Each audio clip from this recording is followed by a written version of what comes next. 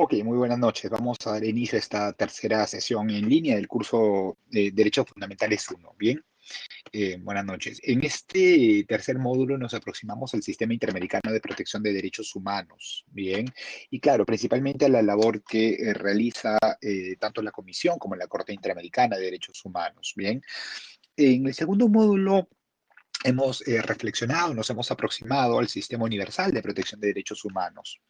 Bien, y claro, es el sistema de Naciones Unidas, ¿no? La OEA como organización internacional, ¿no?, fue creada por los estados del continente, ¿no? Señalábamos en el caso del Sistema Universal de Protección de Derechos Humanos, actualmente está integrado por 193 naciones. En el caso de la Organización de Estados Americanos, está integrado por 35 estados. Uno de los aspectos que resaltábamos es que el sistema de Naciones Unidas surge con una preocupación del mantenimiento de la paz y la seguridad internacionales, ¿correcto? Lo que se buscaba era que no se susciten conflictos armados internacionales entre los estados. Ahora, esto, el sistema regional, ¿no?, también surge con una finalidad bien del mantenimiento de la paz, ¿correcto? De establecer un orden de paz. Y que no se susciten conflictos armados. Bien, pero no es el único principio que persigue esta organización internacional, ¿no? Entonces, el orden de paz y justicia es importante, pero también, ¿no?, el fomento de la solidaridad, la soberanía, la integridad territorial, la independencia, ¿no? El artículo primero de la Carta de la OEA hace referencia a estos aspectos. Y es muy importante tener en cuenta porque la OEA trabaja bajo varios pilares, ¿no? Es decir, toda la acción que lleva a cabo, que desempeña esta organización internacional, está centrada en esta línea, ¿no? Es democracia, derechos humanos, la seguridad, y la seguridad no es solamente seguridad entendida como el mantenimiento de la paz, sino se habla de seguridad hemisférica y seguridad multidimensional, bien, y lo que se busca es que, claro, hay distintos tipos de criminalidad que pueden hacer peligrar este mantenimiento de la paz, bien, como, por ejemplo, la tala ilegal de árboles, la minería ilegal, ¿correcto? Entonces, gran parte de la acción, de las acciones de la OEA está encaminada justamente a estos temas de seguridad multidimensional, seguridad hemisférica y además el desarrollo, ¿correcto? Entonces, muy importante tener en cuenta, esos son los pilares bajo los cuales se desarrollan todas las acciones en lo que respecta a la Organización de los Estados Americanos, ¿no? Y además, la propia Carta de la OEA establece cuáles son los propósitos esenciales de esta organización, ¿no? Afianzamiento de la paz y seguridad del continente, la promoción de la democracia representativa, la prevención de posibles causas, dificultades, asegurar la solución de controversias de forma pacífica entre los Estados miembros, cuando se susciten casos de agresión, organizar la acción solidaria de los Estados y procurar solucionar los distintos problemas, tanto de índole política como jurídicos, económicos, que puedan suscitarse entre los Estados, bien, o al interior de los mismos. Vemos cómo ante la crisis política, ¿no?, la OEA ha emitido comunicados, ¿no?, con respecto a la situación en Perú. Muy bien. Eh, la promoción, además de la acción cooperativa, la erradicación de la pobreza crítica, y esto es un aspecto, ¿no?, muy importante y que conllevó a la modificación de la Carta, ¿no? Ha sido incorporado y que además va justamente, ¿no?, en la línea de lograr que los estados reduzcan el presupuesto en armamentos, ¿no? Y que destinen ese dinero para lograr implementar políticas públicas que puedan justamente centrarse en la erradicación de la pobreza crítica, ¿no? Entonces, claro, programas de alimentación adecuada, por ejemplo, ¿no?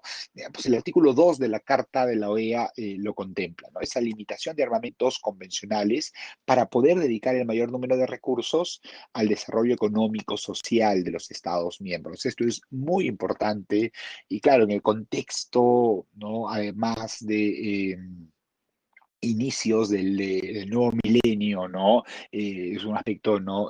Muy debatido, ¿no? Recordemos que en el Perú, además, el expresidente Alejandro Toledo, ¿no? Siempre lo mencionaba, ¿no?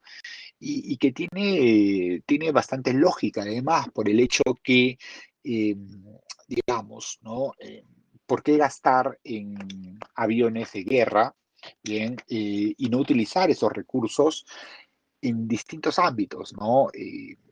Vemos ahora la importancia de las mejoras sustantivas que tiene que tener nuestro sistema de salud, ¿no? En verdad es mucho más probable que en nuestro país se suscite un terremoto grado 8 que la guerra con Chile, ¿no? No tiene mayor sentido el gastar, ¿no? Fuertes sumas de dinero en compras de armamentos bélicos, ¿no? Entonces, esa es un poco, además, la idea. Muy bien. Ahora, en lo que respecta a la promoción y protección de derechos humanos, ¿no? A nivel de la OEA se han, eh, digamos, expedido una serie de tratados, ¿no? De instrumentos internacionales para la promoción y protección de derechos humanos, bien, claro, y los cuales contemplan, ¿no? Todo un conjunto de obligaciones para los estados. Recordemos que cuando se suscriben tratados internacionales, no solamente se contemplan allí un conjunto de derechos, sino además, el hecho que se contemplen derechos conlleva a que los estados tengan obligaciones también, obligaciones internacionales para los mismos, ¿correcto? Muy bien. Entonces, no, la OEA desde su creación, ¿no? En el año 1948 ha promovido justamente la adopción de un conjunto de instrumentos internacionales. Muy bien. Eh, la semana anterior veíamos que a nivel de ONU, a nivel de Naciones Unidas, hay varios órganos, ¿no? Del mismo modo, si uno revisa la Carta de la OEA, vamos a encontrar que hay distintos órganos que permiten, ¿no? Un funcionamiento adecuado y el logro de estos distintos objetivos que se han planteado, los propósitos esenciales, ¿no? Uno de los órganos es la Asamblea General, ¿no? Es el más importante, es el órgano supremo de esta organización internacional, ¿no? Entonces, todos los 35 estados integrantes de la OEA tienen un asiento ante esta organización y tienen derecho a un voto, ¿correcto? A un voto. Entonces, Perú tiene un voto, Estados Unidos tiene un voto, ¿no? Santa Lucía tiene un voto, en fin, ¿no? Los 35 estados. Es el órgano más importante, entonces se establecen, ¿no? Todas las políticas, todas las directrices para la actuación de la OEA, bien, van a estar un poco regidas por lo que determine la Asamblea General. Bien, luego tenemos la reunión de consulta de ministros de Relaciones Exteriores. Bien, es muy importante porque se da en situaciones que puedan poner en peligro el mantenimiento de la paz, ¿correcto? Cuando hay problemas urgentes, problemas graves en la región, entonces algunos de los 35 estados integrantes de la OEA puede convocar a reunión de consulta del ministro de Relaciones Exteriores para que pueda debatirse y encontrar soluciones no políticas ¿no? Que puedan ayudar, ¿no? A un Estado, un grupo de Estados, dependiendo de cuál sea la situación, a solucionar esa crisis, ¿correcto? Entonces, no se discuten situaciones que puedan no constituir amenazas a la paz, a la seguridad del continente. Muy bien. Entonces, es de carácter excepcional. Luego tenemos el Consejo Permanente, ¿no? Un punto importante, ¿no? Señalábamos en la sesión anterior, los estados tienen acreditados ante los organismos internacionales misiones, ¿correcto? Entonces señalábamos que Perú tiene una misión permanente, bien, ante las naciones, ante la Organización de Naciones Unidas, ¿no? Entonces, una misión permanente tanto en Ginebra como en Nueva York. Bien, recordemos que la ONU tiene dos sedes, muy bien. En el caso de la Organización de los Estados Americanos, su sede está en Washington, D.C. Entonces, Perú tiene una misión, bien, una misión ante la OEA, ¿no? Eso es una misión permanente de Perú ante la Organización de los Estados Americanos, bien, con sede en Washington, D.C., bien, y tenemos un nuevo embajador, ¿no? Tuvimos un embajador político, bien, hasta la entrada del gobierno anterior, bien, y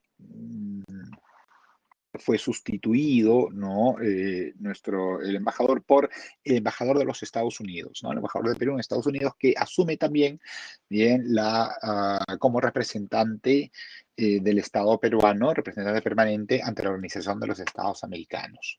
Muy bien. Entonces, todos los asuntos, ¿no?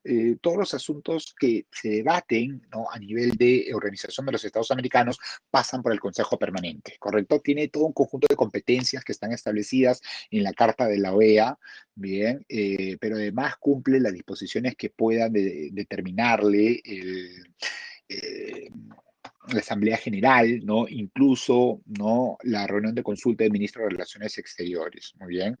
Eh, digamos, ¿no? La elección de nuevos comisionados para la Comisión Interamericana, la elección de jueces, la expedición de distintas resoluciones en lo que respecta a los pilares, ¿no? de la OEA, ¿no? Temas de democracia, resoluciones sobre derechos humanos, ¿no?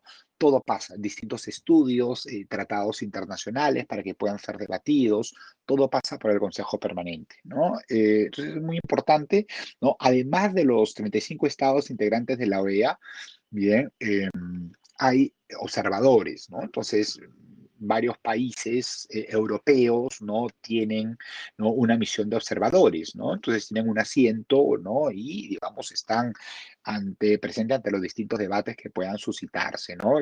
Si el Consejo Permanente sesiona, ¿no? Estos cuerpos diplomáticos están presentes, ¿no? Japón, ¿no? También es un estado observador, ¿correcto? Muy bien. Entonces, claro, el Consejo Permanente, ¿no? Está integrado por un representante de cada estado. Entonces, hay 35, ¿no? 35 integrantes del Consejo Permanente, ¿correcto?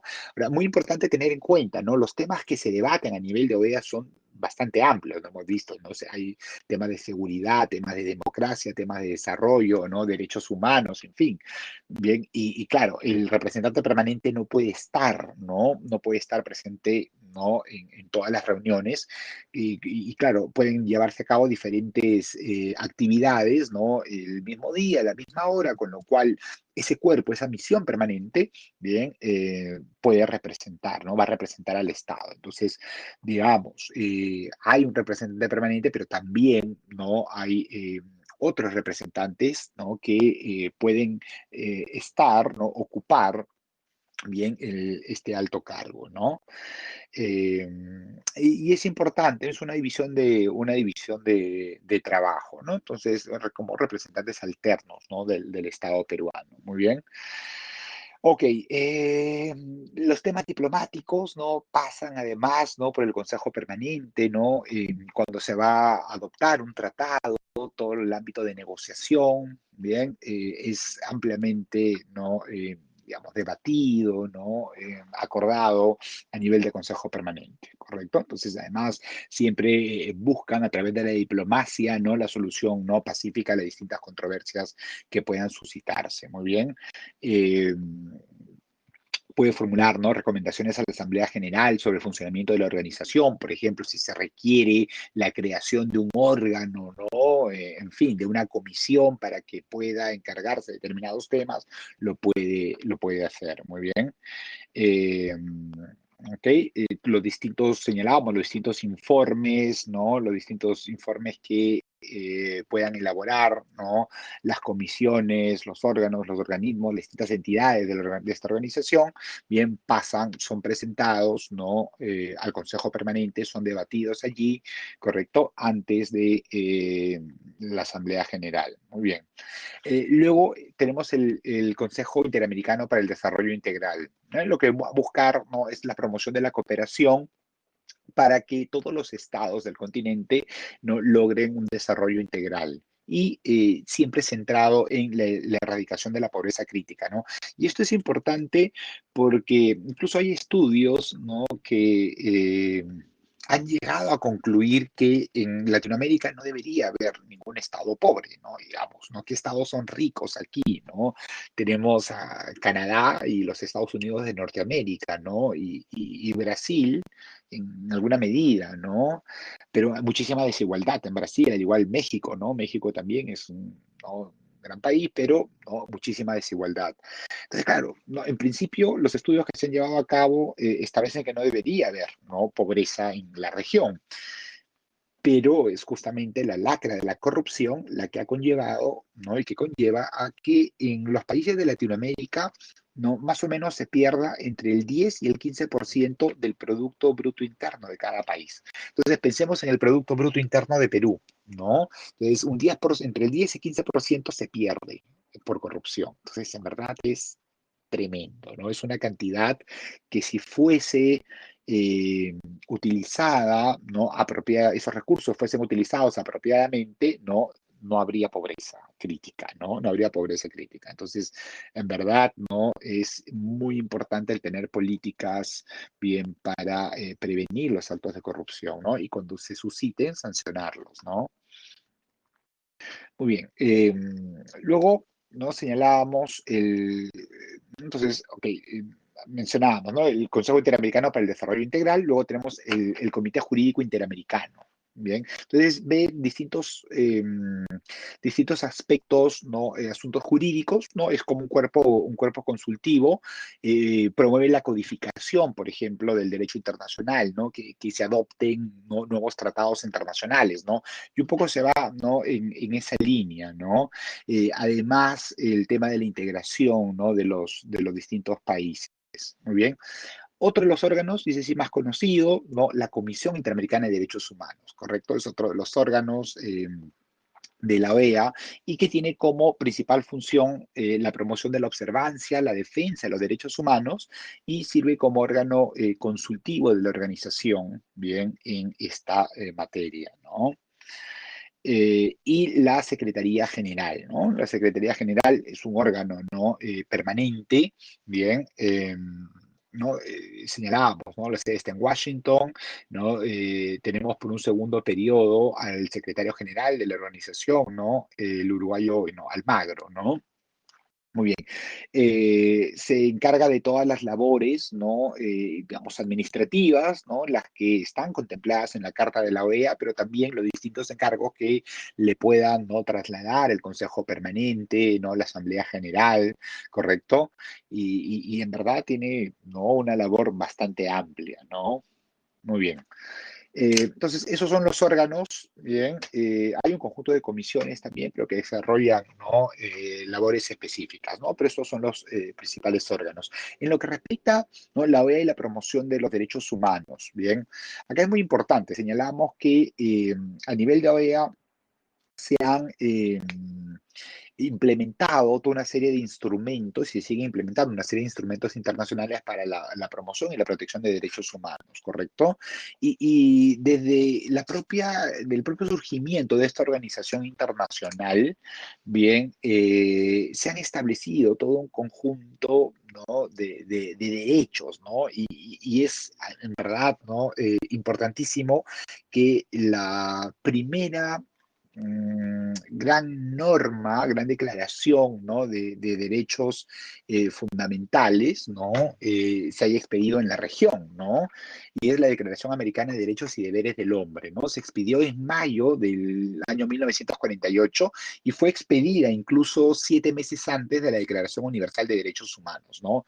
Y es tremendamente importante, ¿no? Nosotros destacábamos en lo que respecta al sistema universal que todos los estados integrantes del sistema de Naciones Unidas tienen obligaciones en materia de derechos humanos, independientemente que no hayan suscrito ninguno de los 9 tratados principales, ¿no? Pero claro, ¿no? Si al menos, ¿no? Si todos los 193 estados han suscrito al menos un tratado internacional, ¿no? Uno de los 9, ¿correcto? Lo cual es importantísimo, ¿no? Pero es que además tienen la obligación de cumplir la Carta de las Naciones Unidas, señalábamos, y la Declaración Universal de Derechos Humanos. Pues similar situación en el marco del sistema regional, es decir, los 35 países integrantes de la OEA, los 35 países tienen la obligación de cumplir, bien, la Carta de la OEA, y la Carta de la OEA tiene disposiciones que versan sobre derechos humanos.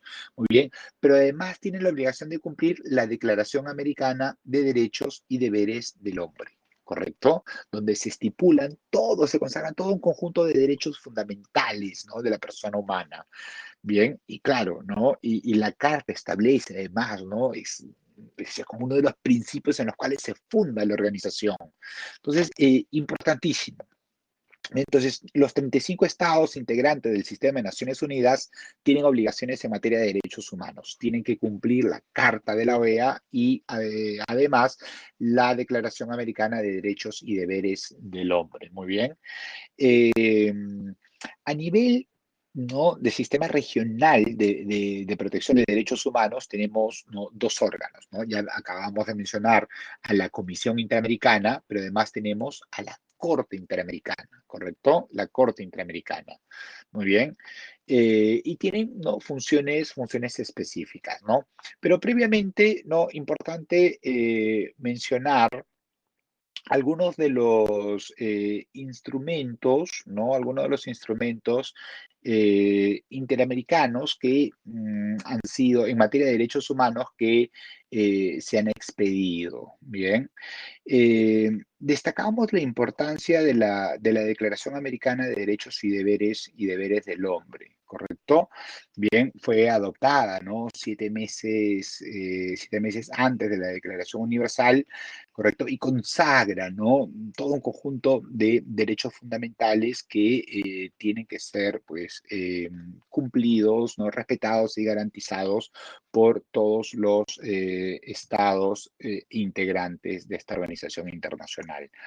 Ahora, la OEA ha impulsado además la adopción de otros instrumentos, ¿no?, regionales de protección de derechos humanos, ¿no? Entonces, una primera discusión es, ¿no? Lo señalábamos en el módulo anterior, en lo que respecta a la Declaración Universal. Estamos hablando de Declaración Americana de Derechos y Deberes del Hombre, ¿no? Entonces, claro, no es una declaración, no es un tratado internacional, no tiene base convencional, pero nuevamente, ¿no? Estamos hablando de una norma, bien, eh, que contempla todo un conjunto de derechos fundamentales. El Estado peruano forma parte de esta organización internacional y por lo tanto, bien, tiene la obligación de cumplir los derechos, cumplir, respetar y garantizar los derechos consagrados en este instrumento internacional. Bien.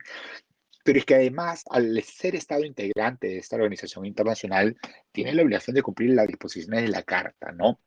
La propia Corte Interamericana, en una opinión consultiva, ha destacado, ¿no?, la vinculatoriedad de la Declaración Americana de Derechos y Deberes del Hombre, ¿no?, como, digamos, una norma vinculante para todos los estados integrantes de esta organización. Muy bien, entonces tenemos la Declaración Americana de Derechos y Deberes del Hombre, tenemos también la Convención Americana sobre Derechos Humanos, que es el principal tratado, ¿correcto? Es el pacto, el que se conoce como Pacto de San José de Costa Rica, ¿no?, que es del noviembre del 69, pero entró en vigor el 18 de julio del año 78. Entonces, desde el año 78 está en vigor la Convención Americana sobre Derechos Humanos. Muy bien. Luego se pidió la Convención Interamericana para prevenir y sancionar la tortura, bien, en 1985, pero entró en vigor en el año 87. Luego, el Protocolo de San Salvador, que es el protocolo adicional a la Convención Americana, bien, en materia de derechos económicos, sociales, culturales. Bien, es una norma muy importante. eh, Ahí se contempla el estándar de la progresividad, es decir, ¿no?, los estados tienen la obligación en atención a el estándar de progresividad, ¿no?, en atención a los recursos, la disponibilidad de recursos con los que cuenten, implementar políticas públicas para eh, cumplir con, ¿no?, una tutela efectiva de estos derechos, ¿no? Eh, Todo este conjunto de derechos consagrados en el Protocolo de San Salvador se consideraba solamente era posible de ser materia de una petición individual, de una denuncia contra un Estado por violación a los derechos humanos. Dos, la violación del derecho a la educación y la violación del derecho a la libertad sindical, ¿no? Solamente esos dos derechos. Posteriormente, ¿no?, desde que la Corte Interamericana emitió el caso Cusculpi-Varal versus Guatemala, ¿no?, esto lo hizo a finales del año 2018, bien, También el derecho a la salud, ¿no? Se considera como un derecho protegido por la Convención Americana, ¿no? Uno revisa la Convención Americana y no encuentra, pues, el derecho a la salud, ¿no? Está consagrado en el Protocolo de San Salvador, ¿no? Pero ya puede ser invocado, ¿no? Lo cual es un avance muy importante. Muy bien, entonces el Estado peruano es Estado parte del Protocolo de San Salvador. Luego tenemos el protocolo a la Convención Americana relativo a la abolición de la pena de muerte, ¿no? Es de 1990, entró en vigor el año 91, pero Perú no lo ratificó, ¿correcto? Perú no es Estado parte, ¿no? Y esto porque nuestra Constitución, recordemos, contempla la posibilidad de pena de muerte. En verdad, no, Perú ratificó la Convención Americana sin ninguna reserva.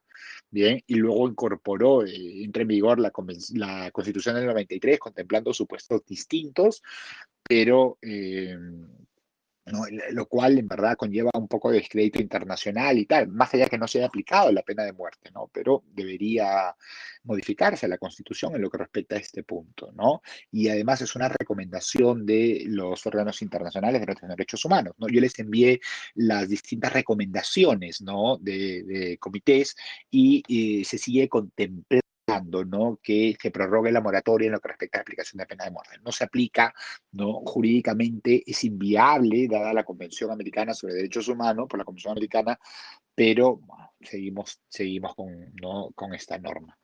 Muy bien. Luego se pide la Convención Belén do Pará, ¿no? Que es muy importante, la Convención Interamericana para prevenir, sancionar y erradicar la violencia contra la mujer, ¿no? Y esta convención, por ejemplo, tiene un mecanismo, lo que implementa la OEA además es un mecanismo de monitoreo, de seguimiento, que acompaña a los estados en lo que respecta a la implementación, ¿no? Comparten buenas prácticas y tal, ¿no? Pero es que además, tanto la Comisión Interamericana, al realizar su labor, puede analizar si un Estado ha cumplido o no, o ha respetado no los derechos contemplados en este tratado internacional. Entonces, la Convención Belén do Pará. Eh, Luego el Estado peruano no la ha ratificado. Bien. Luego la Convención Interamericana sobre la Desaparición Forzada de Personas, bien, que es del año 94, entró en vigor el año 96, también el Estado peruano la ha ratificado.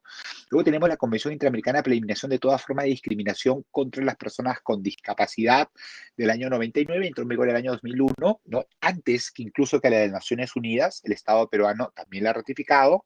Bien, y luego, ¿no? Ya las más recientes, la Convención Interamericana contra el Racismo, la Discriminación y Formas Conexas de Intolerancia, que es de junio del 2013, pero entró en vigor recién en noviembre de 2017. El Estado peruano no la ha ratificado.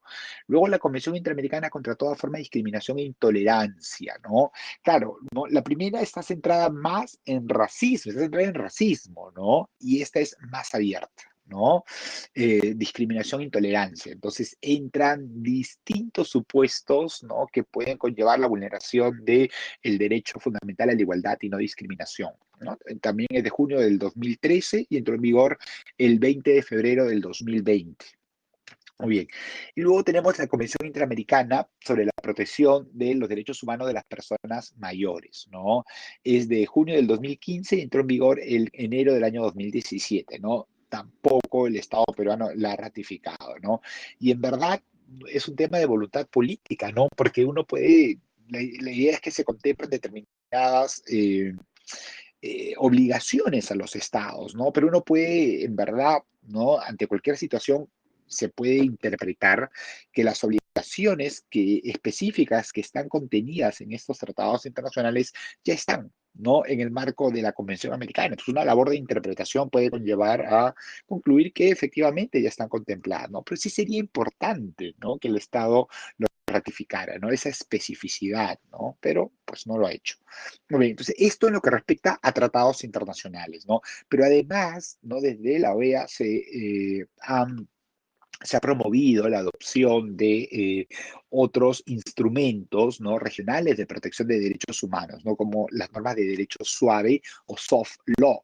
Bien, como la Carta Democrática Interamericana, ¿no? Que es del año 2001, la Carta Social de las Américas del año 2012, ¿no? Entonces es muy importante allí la Carta Democrática Interamericana, por ejemplo, desarrolla, ¿no? Esta denominada triada. Recordemos que abordamos en la primera sesión la importancia de la democracia como el modelo de Estado, ¿no? El respeto a los derechos, el respeto y garantía a los derechos humanos. Bien, esta estrecha vinculación está desarrollada, está contemplada en la Carta Democrática Interamericana, ¿no? La Carta Social de las Américas, ¿no? Y claro que los estados tienen la obligación de adoptar, ¿no? Políticas públicas que tiendan a tutelar los derechos económicos, sociales, culturales, ¿no? Luego, la Declaración Americana de Derechos de los Pueblos Indígenas, ¿bien?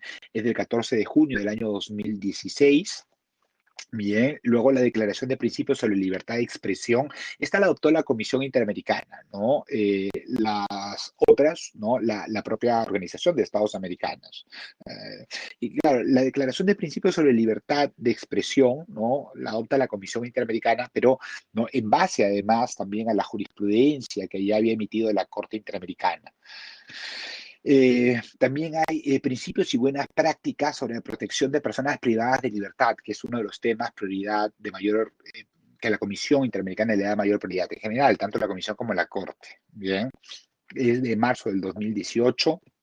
Luego los principios sobre políticas públicas en memoria de las Américas es reciente, de noviembre del 2019. Los principios interamericanos sobre derechos humanos de todas las personas migrantes, refugiadas, apátridas y víctimas de trata de personas, que es del 7 de diciembre del 2019, ¿no? Y se establece pues toda una serie, ¿no? De, digamos, de principios y que de los cuales se pueden extraer, ¿no? Algunas medidas que los estados deben implementar para una correcta tutela, ¿no? De los derechos de estos colectivos. Muy bien. Ok, en cuanto a la labor que realizan los dos órganos de vigilancia, ¿no? Entonces tenemos por un lado la Comisión, ¿no? Y luego la Corte Interamericana. Muy bien. En cuanto a la Comisión Interamericana, no está integrada por 7 comisionados, ¿no? Estos comisionados son elegidos por la Asamblea General, ¿correcto? A propuestas de los estados. Entonces, ¿no? Perú, por ejemplo, hay una comisionada, por ejemplo, de Perú, ¿no? La doctora Yulisa Mantilla, ¿no? El Estado peruano la propone, la propuso, ¿correcto? Muy bien, pero eso no implica que represente a Perú, es de nacionalidad peruana, pero es independiente, ¿no? Entonces, lo que se busca es que las personas que integren, ¿no? Tanto la Comisión como la Corte Interamericana sean personas que tengan alta autoridad moral y además, ¿no? Sean expertos en derechos humanos, ¿correcto? El periodo son elegidos por 4 años, pero pueden quedarse un periodo adicional, es decir, podemos tener a un comisionado o comisionada hasta por 8 años, ¿bien? La comisión tiene una división de trabajo en cuanto, ¿no? Un presidente, presidenta, ¿no? Vicepresidente, y esto se va renovando cada año, ¿no? Pero sí cabe la posibilidad que ¿no? Quien haya sido comisionado, que haya sido designado presidente o presidenta, ¿no? Sea reelegido por un periodo máximo, ¿no? Periodo adicional de un año, entonces quedarse hasta 2 años en el cargo, muy bien. Ok, la comisión tiene una labor bastante amplia en materia de derechos humanos, ¿no? Un aspecto importante, cuando surge el sistema interamericano de protección, surge el sistema, eh, la Organización de los Estados Americanos, bien, no había Corte Interamericana. Entonces el sistema, no surgió y veíamos, el órgano que está contemplado en la Carta de la OEA es la Comisión, no había Corte. ¿Cuándo surge la Corte? La Corte Interamericana surge con la Convención Americana eh, sobre Derechos Humanos, ¿correcto? Entonces ahí no se inicia ese sistema dual de protección de derechos humanos, ¿no? Pero antes solamente estaba la comisión. Entonces, la comisión tiene como principal función la promoción y la observancia, ¿no? De los derechos humanos, pero la defensa también de los derechos humanos en los distintos estados, ¿correcto?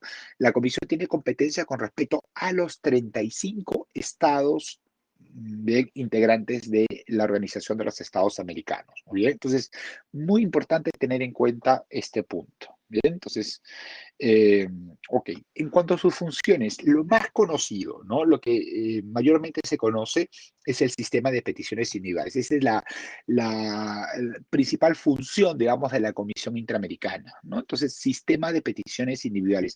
¿Qué implica una petición individual? Una petición individual es una denuncia contra un Estado por violación a los derechos humanos. Bien, entonces, digamos, ¿no? Si nos ponemos a pensar lo sucedido durante las protestas, ¿no? Durante las protestas, podemos, ¿no? Pensar, a ver, ¿no? Hay dos jóvenes que lamentablemente han perdido la vida, ¿no? En el marco de estas protestas por casos de uso desproporcionado de la fuerza, ¿no? Pero el uso de la fuerza es absolutamente excepcional, hay todo un marco normativo interno, pero además internacional que tiene que ser observado, ¿no? El uso de la fuerza tiene que ser, ¿no? Es excepcional, tiene que observar determinados principios, el principio de necesidad, el principio de proporcionalidad, el principio de distinción, ¿no? Y claramente denota la actuación de la policía que no hay una capacitación suficiente en lo que respecta, ¿no? El uso de la fuerza, ¿no? No se puede disparar, ¿no? El uso de armas de fuego, ¿no? Es absolutamente excepcional. Pero bueno, tenemos esta situación. Imaginemos, ok, esto ha producido dos muertes, pero además, ¿no? Decenas de heridos, entre otras situaciones, ¿no? Entonces, claro, cuando se produce una violación a un derecho humano, el primer llamado a solucionar esa violación a los derechos humanos es el Estado, ¿correcto? Entonces, el Estado tiene la obligación aquí de adoptar medidas, no tiene la obligación de investigar los hechos, ¿correcto? Sancionar a los responsables y reparar. Esto es importantísimo, ¿no? Entonces, las obligaciones, ¿no? Generales en materia de derechos humanos son dos. Obligación de respeto y obligación de garantía, ¿correcto? Obligación de respetar, obligación de garantizar. La obligación de respetar es una obligación con un contenido negativo. Me abstengo, una abstención. Yo no me abstengo de violar derechos humanos, ¿correcto? Yo respeto derechos humanos, me abstengo de violar. Entonces, claro, yo soy policía, tengo mi arma, ¿no? Y, claro, no la uso. No la uso en contra de los manifestantes. Bien, no la uso. Respeto derechos humanos. Me abstengo de violar derechos humanos. Muy bien. Eso es obligación de respetar. Muy bien. Pero claro, no solamente los derechos humanos van a ser efectivos mediante conductas abstencionistas. Se requiere que los estados además adopten otra serie de medidas. Entonces, la obligación de garantizar. Esto está con esas obligaciones generales, están contempladas en el artículo 1.1 de la Convención Americana sobre Derechos Humanos, ¿eh? Y es lo que va a utilizarse como marco para saber si en un caso hay responsabilidad internacional o no. Entonces, ¿se producen violaciones a los derechos humanos? Muy bien. El Estado es el primer llamado a solucionarlo. Principio de complementariedad o subsidiariedad del sistema, ¿no? De los sistemas internacionales de protección de derechos humanos. En este caso, el sistema interamericano. Y la otra obligación es la obligación de garantizar. La obligación de garantizar conlleva tres deberes que tienen los estados. Prevenir violaciones a los derechos humanos, es la primera. Entonces, prevenir no solamente mediante la adopción de medidas legislativas, ¿no? Otra serie de medidas, ¿no? Señalábamos, ¿no? Por ejemplo, ¿no? La capacitación de agentes estatales en uso de la fuerza, ¿correcto? Es importantísimo por el tema de la excepcionalidad, ¿no? Cuándo repeles, cómo repeles, ¿no? Es muy importante. Entonces, el deber de prevenir violaciones a los derechos humanos. Pero claro, aún en las democracias más desarrolladas se producen violaciones a los derechos humanos. Cuando se producen las violaciones a derechos humanos, el Estado tiene la obligación de investigar y sancionar esas violaciones a los derechos humanos, ¿correcto? Bajo determinados estándares que se han desarrollado, ¿no? Entonces, investigar y sancionar. Segunda obligación, segundo deber dentro de lo que implica garantizar derechos humanos. Y la tercera, ¿no? Obligación o deber que tiene el Estado en el marco de la obligación de garantizar es el deber de reparar, ¿no? El presidente Sagasti, ¿no? Invitó en el marco de su juramentación a los padres de las víctimas y los familiares, ¿no? Y pidió disculpas, ¿no? Eso es una medida de reparación, ¿correcto? ¿No? Vemos que además el sistema de salud no está dando tratamiento a las personas que han recibido proyectiles. En verdad no es suficiente, ¿no? Pero ¿no? El Estado tiene que hacer, ¿no? Y luego ahí también tendría que haber reparaciones económicas, ¿no? En fin, entonces el Estado tiene que, si el Estado no lo hace, correcto, y no se investiga, no se sanciona a los responsables, entonces queda expedito el derecho de las víctimas de recurrir a la jurisdicción supranacional, ¿no? Nuestra Constitución lo permite, ¿no? En el artículo 205 consagra el derecho a la tutela, ¿no? Jurisdiccional internacional, ¿correcto? Entonces, ¿qué posibilidades tenemos? acudir a la Comisión Interamericana o acudir a alguno de los comités de Naciones Unidas. Esas son las posibilidades. Entonces, ok, no, vamos a la Comisión Interamericana. ¿Qué es lo que presento? Una petición individual. Entonces, ¿qué implica una petición individual? Implica una denuncia contra el Estado peruano por violación a derechos humanos contenidos, en este caso, en la Convención Americana sobre Derechos Humanos, ¿correcto? Muy bien. Entonces, algo muy importante es que este sistema de peticiones individuales a cargo de la Comisión Interamericana opera con respecto a los 35 estados. Claro, ustedes ahí me pueden preguntar, pero no todos los 35 países son estado parte de la Convención Americana, ¿no? Hay 15 estados que no la han ratificado, ¿no? Estados Unidos, ¿no? Cuba, Canadá, ¿no? Varios países del Caribe. Pero además Venezuela denunció el Pacto de San José, ¿no? Entonces, claro, hay 15 que no. Bien, pero sobre ellos la Comisión Interamericana utiliza bien como marco para ver si existe responsabilidad internacional o no la Declaración Americana de Derechos y Deberes del Hombre. Miren qué importante, ¿eh? Entonces, ahí me pueden preguntar, ¿no? Entonces, cabe la posibilidad, sí, digamos, ¿no? Los familiares de George Floyd en los Estados Unidos de Norteamérica, ¿no? Hay un proceso penal que se está llevando a cabo contra los policías que no lo privaron arbitrariamente de su derecho a la vida, ¿no? Ok. Si el caso queda en impunidad, imagínese su juez dice, mira, acá ellos no tuvieron, no hay responsabilidad penal, ¿no? No tenían cómo prever que esto iba a suceder, ¿no? Ellos aplicaron, ¿no? La fuerza proporcionalmente y es lo que yo creo y ya está, ¿no? Se apela, se confirma la sentencia, ¿no? Absolutoria, impunidad. ¿El caso puede ir a la Comisión Interamericana? Sí. ¿Se puede presentar una petición individual? Sí. ¿No? Entonces, muy importante, la comisión puede analizar y la comisión puede, ¿no? Disponer, ¿no? Emitir un informe de fondo en la cual, así como un dictamen en Naciones Unidas, les envía por correo electrónico, ¿no? Un modelo de dictamen, ¿correcto? En el cual determine que Estados Unidos es responsable internacionalmente por la muerte de George Floyd, ¿no? Y establecer determinadas medidas de reparación, entre ellas, ¿no? Que se lleve a cabo un nuevo proceso penal, por ejemplo, si ese proceso penal, pues hayan observado garantías, ¿no? Garantías judiciales, que es debido proceso. Muy bien. Entonces, es muy importante el sistema de peticiones individuales, ¿no? Porque, claro, es esta posibilidad que tienen los ciudadanos de las Américas, bien, de recurrir a la Comisión Interamericana denunciando la violación a determinados derechos contemplados en instrumentos regionales de protección de derechos humanos, ¿correcto?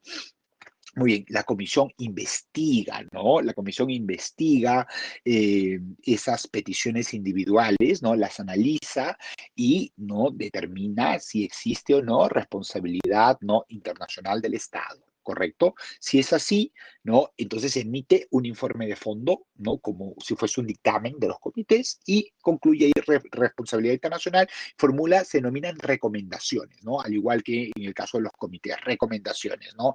Que uno puede decir, son vinculantes, ¿no? Son vinculantes, un órgano del sistema, ¿no? Pero hay una particularidad, ¿correcto? Hay una particularidad. Con respecto a los estados, parte de la Convención Americana, si los estados no cumplen las recomendaciones de la Comisión Interamericana, la Comisión tiene la posibilidad de remitir el caso a la Corte Interamericana, ¿correcto? Y la Corte no va a realizar su labor no convencional, bien, eh, y hasta emitir una sentencia. Muy bien. Claro, pero si, ¿qué pasa con los estados que no son estados parte de la convención y no han reconocido la competencia contenciosa de la Corte, ¿no? El caso queda allí, ¿no? Y pasa a una fase que se denomina supervisión de cumplimiento. Entonces, la comisión va a utilizar, ¿no? Va a solicitar la información al Estado, esa información se traslada a los representantes de la víctima para que formulen observaciones y tal, pueden llevarse a cabo audiencias, reuniones de trabajo, bien, hasta que el Estado no cumpla lo dispuesto por la Comisión Interamericana. Muy bien, entonces es muy importante. Ahora, la Comisión también tiene la posibilidad de observar la situación general de derechos humanos, ¿no? En los distintos estados miembros de la Organización de Estados Americanos, ¿correcto? Y publicar informes especiales sobre la situación existente en ese determinado país. Bien, entonces para ello lleva a cabo pues visitas, ¿no? In loco, visitas en el lugar. Muy bien, así como van a venir comisionados ahora justamente en el marco de las víctimas durante las protestas, ¿no?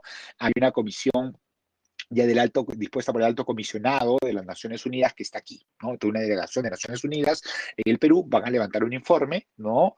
Y es eso, ¿no? Entonces, pero claro, la comisión tiene la posibilidad, por ejemplo, de llevar a cabo una visita a un país y emitir un informe país, ¿correcto? La situación de derechos humanos en ese país. Este año, por ejemplo, la comisión ha expedido un informe un informe país, así se denomina, informe país sobre la situación de derechos humanos en Cuba, ¿no? En Cuba. Bien, el año pasado emitió un informe sobre la situación de derechos humanos, ¿no? En Honduras, que tiene una situación muy peculiar, muy particular, ¿no? En materia de derechos humanos, también donde se producen homicidios a defensores y defensoras de derechos humanos, ¿no? Nicaragua, por ejemplo, ¿no? El año 2018 se iniciaron protestas estudiantiles y han conllevado a decenas de muertos, también desaparecidos, estudiantes torturados, bien, una situación muy particular que inició el año 2018, ¿no? Y todavía, ¿no? Continúa, hay presos políticos, ¿no? En Nicaragua. Bien, la Comisión Interamericana acaba de publicar, ¿no? Una resolución de medidas cautelares. Lo vamos a ver qué implica eso. Bien, entonces la Comisión Interamericana emitió un informe país el año 2018, ¿correcto? El año 2017 emitió un informe país sobre la situación de derechos humanos en Guatemala, ¿no? Que en verdad Guatemala, con un cambio de presidente que se produjo el año 2015, pateó el tablero en lo que respecta a derechos humanos, ¿no? Y hay una situación muy sensible. También la Comisión Interamericana emitió un informe sobre la situación de derechos humanos en Venezuela ese mismo año, el año 2017. Muy bien. Y así, ¿no? Sobre México emitió un informe el año 2016 que conllevó a una situación de, ¿no? Un impasse diplomático, ¿no? Severo, ¿no? Pero bueno, así, entonces, la comisión tiene esta posibilidad de emitir los informes, ¿no? Informes país. Y son, ¿no? Informes tremendamente completos sobre la situación de derechos humanos en un determinado país. Y es que además lo que hace la comisión, ¿no? Es formular recomendaciones, ¿no? Para que el Estado pues pueda analizarlas y a partir de ahí implementar, ¿no? Políticas públicas para mejorar justamente la situación de derechos humanos. Muy bien. Ahora, la comisión también tiene la posibilidad bien de dictar, de emitir informes temáticos, ¿no? Y la idea de los informes temáticos es que pueda estimular, ¿no? La conciencia pública respecto a los derechos humanos, ¿no? De distinta índole, ¿no? En la región, ¿correcto? Entonces, sobre situaciones, ¿no? Específicas, ¿no? Por ejemplo, ¿no? Puede abordar el tema de personas privadas de libertad, ¿no? Personas privadas de libertad es uno de los temas importantes, medidas para reducir el hacinamiento en las cárceles, ¿bien? Entonces, distintas temáticas, ¿no? Por ejemplo, este año la Comisión ha publicado, ¿no? Empresas y Derechos Humanos, estándares interamericanos, ¿no?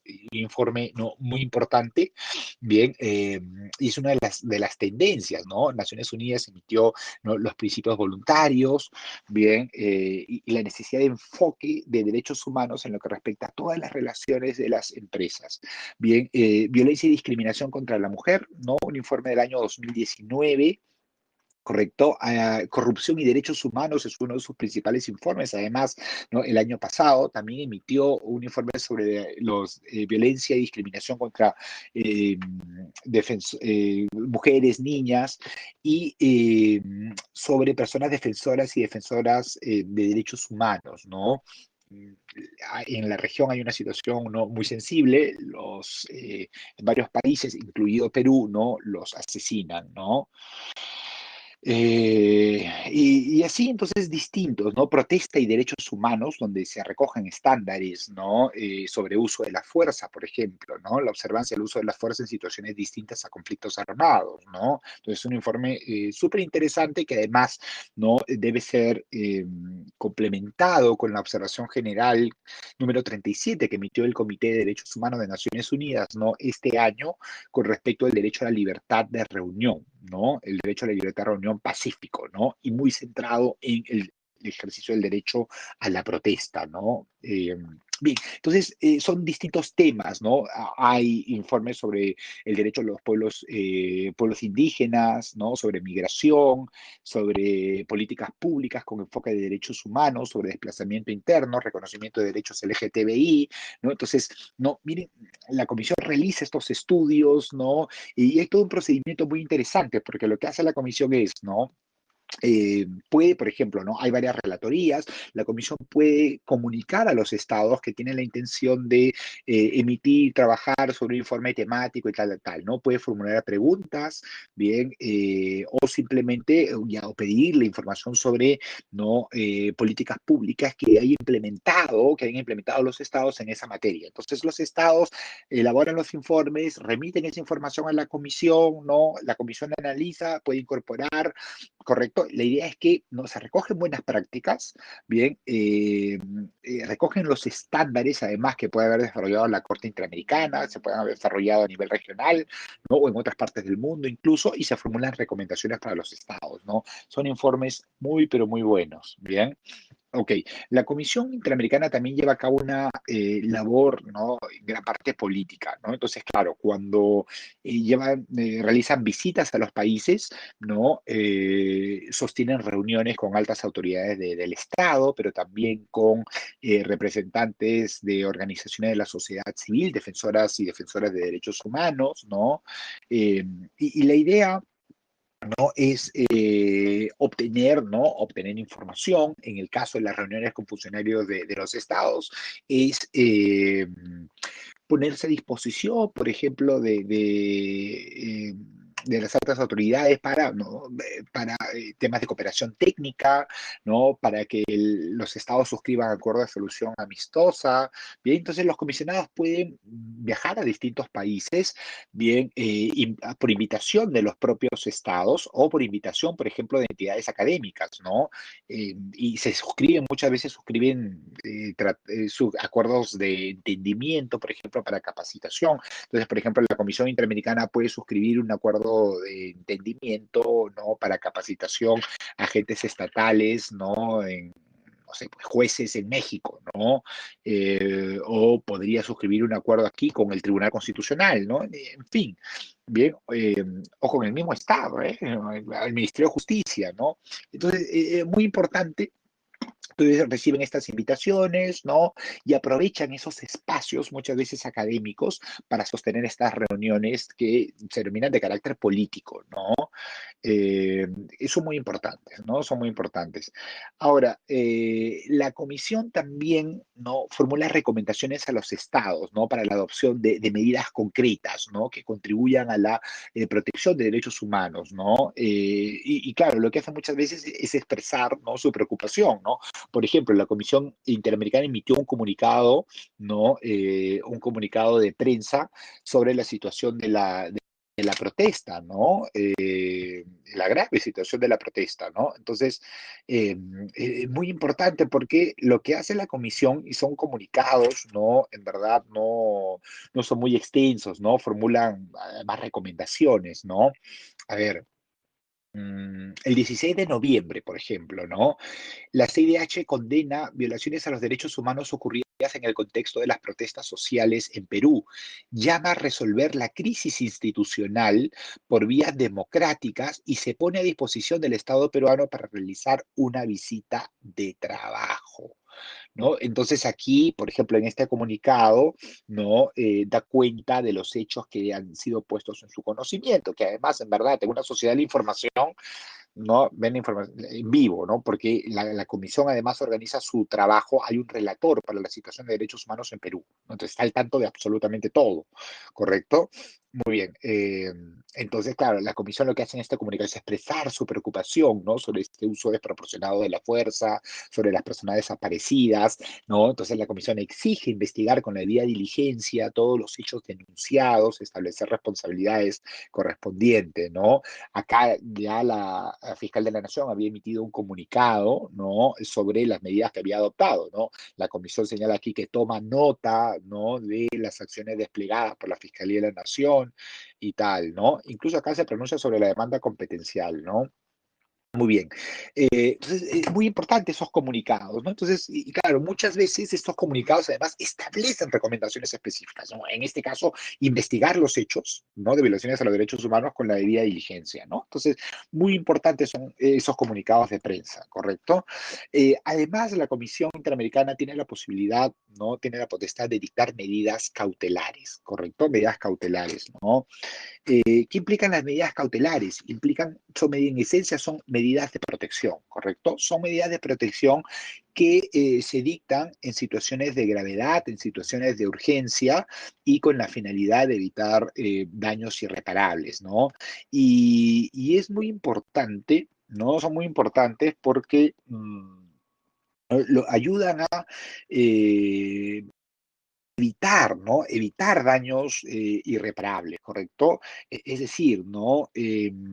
No esperar a que se produzca la violación de un derecho humano para a partir de allí recién, ¿no? Recién adoptar medidas. La idea hay una finalidad, ¿no?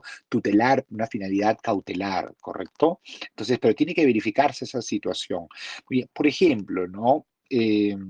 Yo les voy a enviar igual la información porque, ¿no? Para que puedan complementar, ¿no? Independientemente que tengan algo en los materiales, ¿no? Y bastantes lecturas, pero, ¿no? Para que puedan profundizar, ¿no? Por ejemplo, el 28 de octubre del 2020, de este año, 2020, la Comisión Interamericana dictó una medida cautelar con respecto a Perú, ¿no? Contenida en la resolución 81 del 2019, ¿no? Es una medida cautelar que ya venía discutiéndose desde el año pasado, muy bien, y es en favor de los integrantes de la comunidad nativa Santa Clara de Uchunya y otros. Bien, esto en Ucayali, ¿no? Y es justamente por las amenazas contra distintas comunidades, entre ellos Chipibo-Conibo, bien, y la Federación de Comunidades Nativas de Ucayali, ¿no? FECONAU. ¿Cuál es el tema aquí? ¿No? Derechos territoriales, pero sobre todo, ¿no? Por los avances de los monocultivos de la palma aceitera. Bien, y hay amenazas para el derecho a la vida, a la integridad personal, bien, de estas personas. Entonces, la comisión ha analizado bien la información y ha adoptado, ¿no? Ha verificado que hay una situación de gravedad, ¿no? Hay una situación de urgencia y que requiere la adopción, ¿no? De medidas específicas, ¿no? Para evitar daños irreparables, en este caso, pues la vida, ¿no? Miren, ¿qué entiende la comisión por gravedad, ¿no? El artículo 25 del reglamento de la comisión contempla esta facultad, esta potestad que tiene la comisión de dictar, ¿no? Estas medidas, ¿no? Señala el 25, artículo 25 punto del reglamento, ¿no? La gravedad de la situación implica el serio impacto que una acción o omisión puede tener sobre un derecho protegido, ¿correcto? O sobre el efecto eventual de una decisión pendiente en un caso de petición ante los órganos del sistema interamericano. Entonces, claro, no solamente se pueden violar derechos humanos por acciones, sino también por omisiones. Y cabe que la Comisión dicte medidas cautelares no solamente en el marco del sistema de peticiones y casos, ¿no? Es decir, cuando ya hay una petición individual en trámite, ¿no? Sino también fuera de, ¿no? Entonces, si se cumplen estos tres requisitos, la comisión analiza y la comisión puede otorgar medidas cautelares, ¿no? La urgencia de la situación se determina por el medio de información aportada, indicando el riesgo, la amenaza que puedan ser inminentes, materializarse. Entonces, tiene que tratarse de un riesgo objetivo, un riesgo real, un riesgo inminente de afectación de derechos humanos que requiere una acción no preventiva, ¿no? Una acción, medidas de protección. Y el daño irreparable, ¿no? Consiste en la afectación sobre derechos que por su propia naturaleza no son susceptibles de reparación, de restauración, ¿no? El derecho a la vida, por ejemplo, ¿no? Se mata a una persona, no se puede reponer la situación al estado anterior. Muy bien. Entonces, ¿no? Estas medidas que adopta la comisión, por ejemplo, ¿no? En el caso, ¿no? ¿Qué señala, ¿no? Solicita a Perú qué, porque la comisión determina conceder las medidas cautelares, pero entonces hace un requerimiento para que el Estado adopte medidas específicas. Adopta medidas necesarias de una perspectiva cultural adecuada para proteger los derechos a la vida, a la integridad personal de los beneficiarios. Entonces, no más concesiones de palma aceitera, ¿no? Vamos, además que depreda el medio ambiente, evitando en particular la comisión de actos de violencia por parte de terceros. Entonces, claro, medidas de protección además para estas personas, los integrantes de estas comunidades, ¿no? A la luz del derecho internacional de derechos humanos. Concierte las medidas a adoptarse a las personas beneficiarias y sus representantes.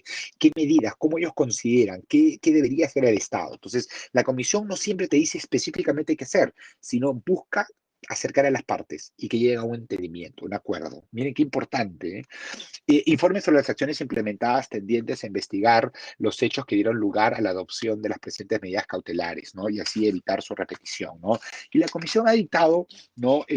Medidas también en otros casos, ¿no? En contra Perú recientemente por la desaparición, ¿no? De una ciudadana norteamericana en Cusco, ha dictado medidas por un caso de sustracción de una menor, ¿no? Entonces, distintas situaciones, ¿no? Entonces, muy importante esta potestad, las medidas cautelares, bien, las dicta la Comisión Interamericana. Si un Estado es parte de la convención, como el Estado peruano ya ha reconocido la competencia de la Corte, si el Estado no cumple las medidas cautelares, la Comisión formula un requerimiento a la Corte para que dicte medidas provisionales.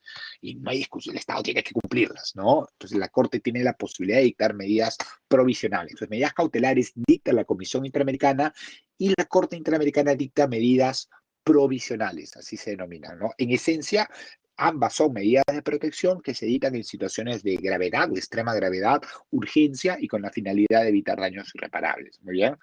Ahora, veíamos que el sistema de peticiones individuales opera con respecto a los 35 estados de la región, ¿correcto? Y señalamos con qué termina, ¿no? ¿Con qué termina estas peticiones individuales? Termina con una decisión, un informe de fondo de la comisión, ¿no? Donde determina si existe responsabilidad internacional. Si concluye que existe responsabilidad internacional del Estado, formula recomendaciones y le otorga un plazo al Estado para que cumpla. Si el Estado cumple, excelente, la comisión hace público el informe, ¿no? Y ya está. El caso y puede pasar algunos puntos, incluso a su petición de cumplimiento. Pero si el Estado no dice, ¿sabes qué, comisión? Te has equivocado en este caso, no hay responsabilidad, entonces la comisión tiene la posibilidad de remitir el caso a la Corte Interamericana, ¿correcto? Entonces la comisión puede presentar el caso a la Corte Interamericana, ¿no? Y la propia comisión, ¿no? Va a la Corte, comparece ante la Corte Interamericana, ¿no? Durante la tramitación de los procesos internacionales, ¿muy bien? ¿No? La comisión, al igual que los estados, al igual que los diferentes estados, parte de la Convención Americana, tiene la posibilidad de solicitar a la Corte Interamericana la expedición de opiniones consultivas, ¿no? A la Corte. Entonces, claro, ¿no? Por ejemplo, un proyecto de ley, ¿no? Perú quiere emitir un proyecto de ley sobre una determinada materia, pero nos queda duda si es que vulnera o no la Convención Americana. No está tan claro el tema, ¿no? Solicita una opinión consultiva, ¿no? El Estado lo puede hacer la Comisión Interamericana, ¿correcto? Recordemos la opinión consultiva 24 del 2017, ¿no? Varios de ustedes la han mencionado, ¿no? En el desarrollo del primer módulo, ¿no? Esa opinión consultiva sobre el derecho a la identidad, ¿no?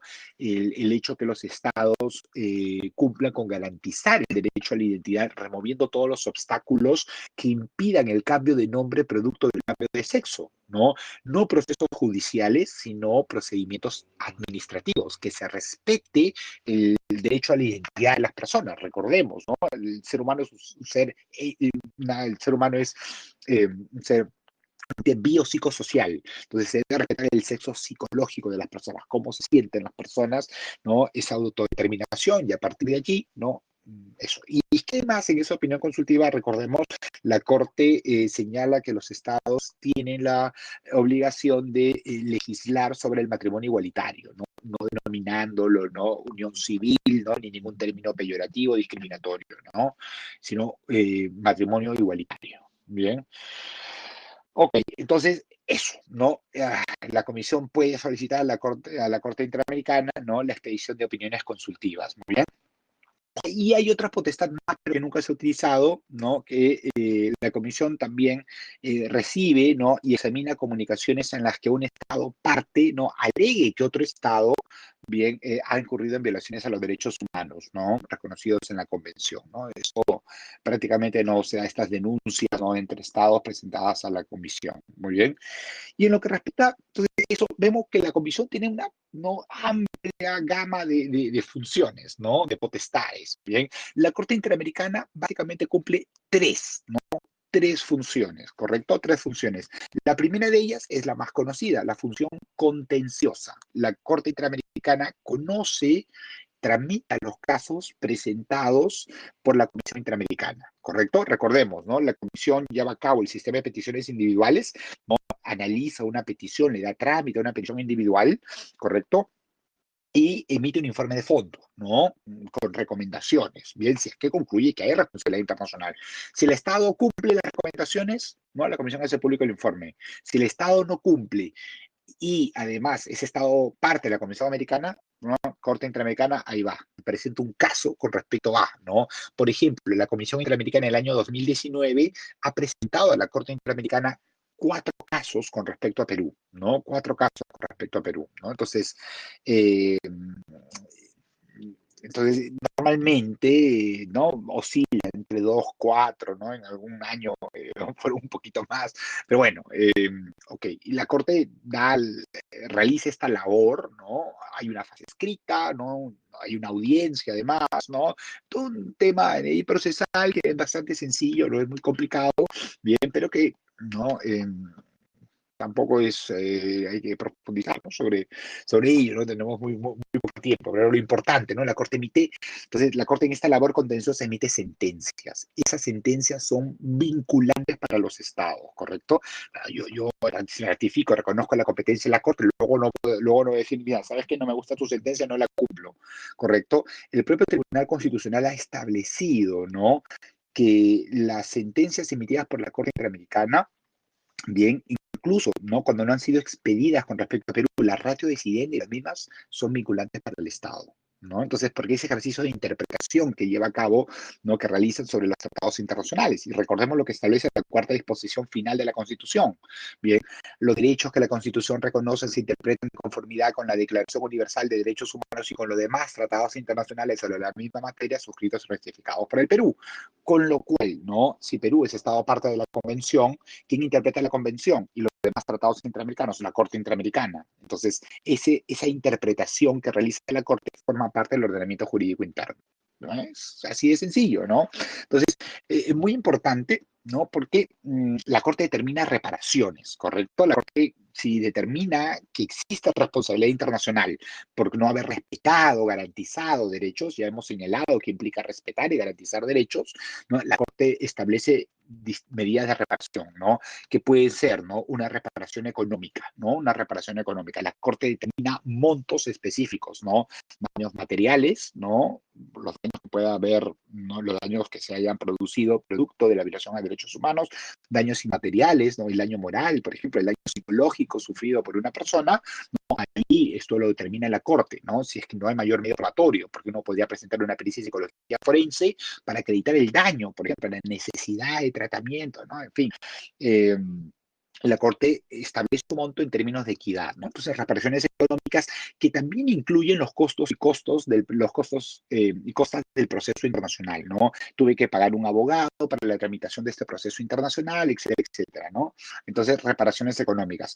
Pero además hay medidas de rehabilitación, ¿no? Medidas de rehabilitación, tratamiento médico, ¿no? El tratamiento médico, bien, por ejemplo, un caso de tortura, una persona queda con no secuelas. Pensemos los casos de uso desproporcionado de la fuerza. Hay personas que la policía les ha disparado cosas a la columna, ¿no? Hay un chico que no puede caminar, por ejemplo, ¿no? Entonces va a requerir rehabilitación, ¿no? Ese tratamiento médico tiene que ser brindado por el Estado, ¿no? Luego, tratamiento psicológico, tratamiento psiquiátrico para las personas, ¿no? Que lo requieran, y esto con el consentimiento, ¿no? Libre, informado. Muy bien, eso es medidas de rehabilitación. Eso lo brinda el Estado a través de sus instituciones públicas, ¿no? Entonces tenemos reparaciones económicas, medidas de rehabilitación, que puede ser tratamiento médico, ¿no? Tratamiento psicológico, psiquiátrico, medidas de satisfacción, ¿correcto? Un poco para no restablecer la dignidad de las personas, ¿no? Una ceremonia de disculpas públicas, por ejemplo, reconocimiento de responsabilidad internacional, un acto de desagravio, el colocar el busto, ¿no? de la víctima, ¿no? El designar, por ejemplo, una beca educativa como el nombre de la víctima, o una calle, una plaza pública, la publicación de la sentencia, ¿correcto? Esas son medidas de satisfacción. Y además, ¿no? Garantías de no repetición. Y aquí eso es tremendamente importante. Por ejemplo, ¿no? En los casos de la represión de la protesta, bien, la capacitación a los agentes estatales en uso de la fuerza, uso proporcional de la fuerza, ¿no? En derechos humanos, derecho internacional de los derechos humanos, bien, la capacitación, además, en DIH, en derecho internacional humanitario, bien, podría darse una situación, por ejemplo, en quienes hayan, ¿no?, incurrido en responsabilidad internacional o que el Estado haya incurrido en responsabilidad internacional producto de la mala actuación de los jueces, ¿no? Capacitación, además, a los operadores del sistema de administración de justicia en temas de género, por ejemplo, ¿no? Es algo que la Corte no ha hecho, ¿no? Muy bien. Entonces, eso, ¿no? La idea de estas garantías de no repetición es el establecimiento de medidas para evitar que los hechos no se vuelvan a repetir. Muy bien. Entonces, hay distintas medidas de reparación y esto independiente, porque hay casos en los cuales la Corte además ha determinado, ¿no?, reparaciones colectivas, ¿no? En Cusculpi Baral, por ejemplo, ¿no?, que se construye una carretera, ¿no? En Artavia Murillo, por ejemplo, versus Costa Rica, el caso de fertilización in vitro, ¿no? Que se establezca dentro de lo que sería para nosotros es salud, por ejemplo, dentro de su sistema de prestación de salud, ¿no? La fertilización in vitro, ¿no? Progresivamente, ¿correcto? Entonces, ese tratamiento, ¿no? Digamos, este tratamiento justamente contra la infertilidad que va a coadyuvar a que las personas que quieren ser padres puedan traer vida al mundo, ¿no? Es importantísimo. Entonces, miren, ¿no? Hay toda una serie de medidas que pueden ser implementación de políticas públicas, ¿no? Reparaciones colectivas, además, siempre el deber de justicia, la obligación que va a tener el Estado de investigar y sancionar a los responsables de las violaciones a los derechos humanos, la concesión de becas educativas. En el caso González Yui versus Ecuador, por ejemplo, ¿no? A una niña le contagiaron, producto de transfusión de sangre, le contagiaron SIDA, ¿no? Y la Corte determinó que le den una vivienda, inclusive a la víctima, ¿no? Que le paguen los estudios, que le den una beca educativa para estudios universitarios sin que esté condicionado a rendimiento, ¿no?, satisfactorio. Del mismo modo, una beca de posgrado, ¿no? Entonces, estas tipos de esto, ¿no? El estándar que se maneja es el de reparación integral, ¿correcto? No solamente reparación económica, sino distintas medidas que puedan lograr justamente ese restablecimiento, ¿no?, de los derechos violados, y esto es posible, ¿no? O que en alguna medida, ¿no?, ayuden a que las personas, que las víctimas puedan, ¿no?, seguir desarrollándose, ¿no?, en la sociedad. Muy bien, y cuando ya se determina, ¿no? Entonces, ok, entonces esto en lo que respecta, señalábamos, ¿no?, los casos contenciosos, esa función contenciosa que cumple la Corte Interamericana, ¿no?, y sus sentencias dicta estas medidas de reparación, ¿no? La otra función que cumple la Corte, ya lo señalábamos, es la emisión de opiniones consultivas, ¿no? Hicimos mención a la opinión consultiva 24 del 2017, ¿no?, muy famosa, emitido, ¿no? La última opinión consultiva que emitió la Corte Interamericana es sobre el derecho de asilo, ¿no? Ha emitido una opinión consultiva además sobre medio ambiente, ¿no?, muy importante. Eh, y luego la Corte cumple también una función, se denomina tutelar cautelar, que es la concesión de las medidas provisionales, ¿no? Ya acabamos de ver medidas cautelares que dicta la Comisión y la Corte dicta medidas provisionales, ¿correcto? Que le presenta a la Comisión y en los casos que ya está conociendo, las pueden solicitar los representantes de las presuntas víctimas, muy bien, o cuando ya hay un caso, el caso, y hay una sentencia, ya estemos en tu caso decidido, ¿no? Los representantes de las víctimas pueden solicitar, ¿no? Eso, por ejemplo, hubo un caso con respecto a Perú, recordemos cuando hace algunos años se llevó a cabo un proceso para la destitución de magistrados del Tribunal Constitucional, los que todavía no continúan en el puesto, bien, y claro, ¿no? Justamente basados en el caso, ¿no?, Durán Ugarte, ¿no?, y otros, a través de el proceso de supervisión de cumplimiento, ¿no? Se presenta un pedido de medidas, un caso que estaba en supervisión de cumplimiento, presentó un pedido de medidas provisionales y la Corte llevó a cabo una audiencia y tal, y las concedió. Y determinó que el Congreso, el Estado peruano, a través del Congreso de la República, tenía que abstenerse de continuar con esos procesos de acusación constitucional contra estos magistrados, ¿no? Porque se buscaba destituir a 3 de 4. Y bueno, entonces, y cuando ya la Corte emite la sentencia, ¿no? Esas sentencias son inapelables, los estados tienen que cumplir, artículo 68.1, tienen el deber de cumplir prontamente lo dispuesto por la Corte, en todo caso en el cual sean parte, bien, y el caso pasa a su previsión de cumplimiento, ¿no? Entonces, y hay distintos mecanismos que utilizan los estados para que utiliza el sistema para dar cumplimiento. Entonces, ¿qué es lo que pasa? ¿No? La Corte establece en su propia sentencia, por ejemplo, que le otorga al Estado un plazo de 6 meses, puede ser un año, para que informe sobre el cumplimiento de las medidas de reparación, ¿no? Entonces, el Estado presenta ese informe.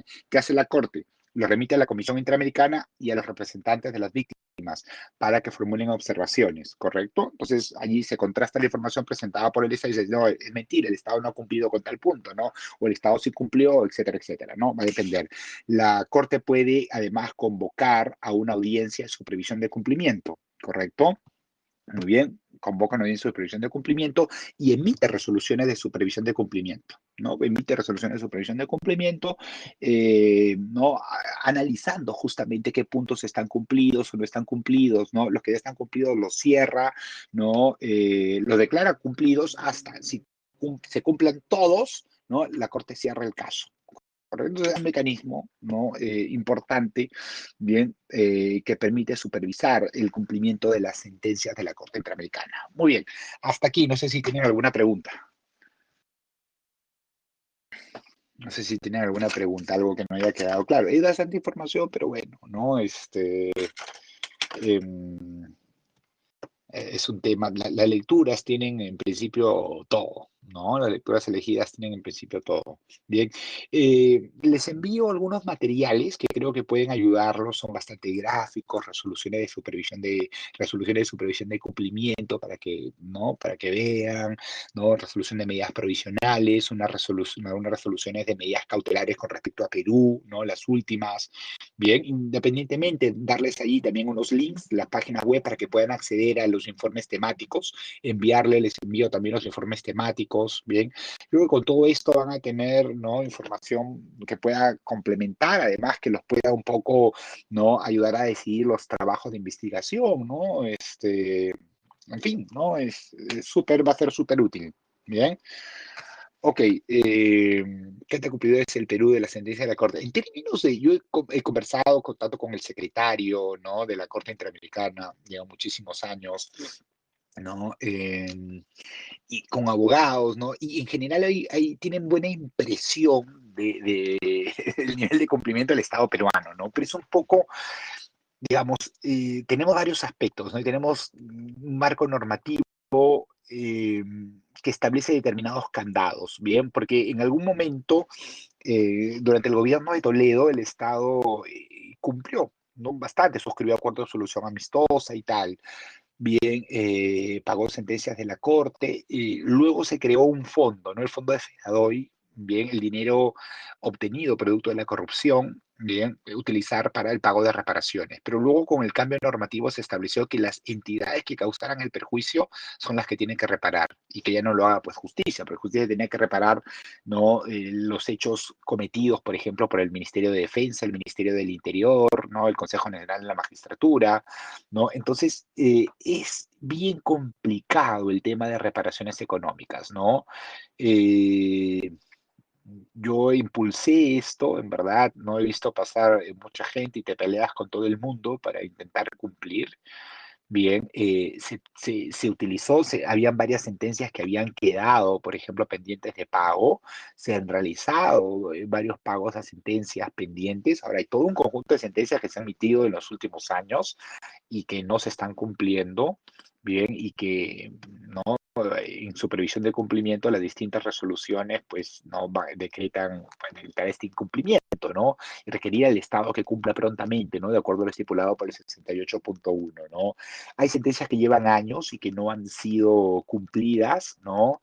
Eh, y que probablemente nunca lo sean, como Penal Castro Castro, ¿no? Es bien complicado, ¿no? Porque tiene un trasfondo, es así, de terrorismo, ¿no? Entonces, hay medidas que no hay problema en que sean cumplidas, ¿no? Yo he impulsado, por ejemplo, ceremonias de reconocimiento de responsabilidad internacional, publicación de sentencias, ¿no? Pero en verdad, el Estado el Estado peruano hay muchas complicaciones, muchas trabas, ¿no? Yo hice una propuesta, ¿no? Y la presenté al Congreso incluso para que puedan ellos hacer la suya, ¿no?